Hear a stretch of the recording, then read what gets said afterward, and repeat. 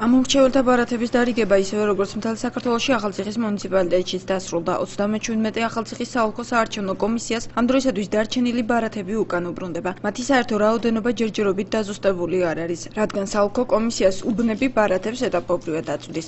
მათ ვინც ამომრჩეველთა ბარათები ვერ მიიღეს, შეუძლიათ საარჩევნო უბანს განცხადებით მიმართონ. იმ შემთხვევაში თუ კი პიროვნება უბნის ამომრჩეველია ერთიან სიაში შესაბამისი ცვლილება შევა. აღნიშნული მოთხოვნით განცხადების დაწერა ამომრჩეველს 12 ოქტომბრამდე შეუძლია. საინფორმაციო ბარათების დარიგება საუბნო საარჩევნო კომისიის წევრებმა 27 სექტემბერს დაიწყეს და 7 ოქტომბერს დაასრულეს. სომხურ უბნებზე ამომრჩეველებმა ორენოვანი ქართულ-სომხური ბარათები მიიღეს.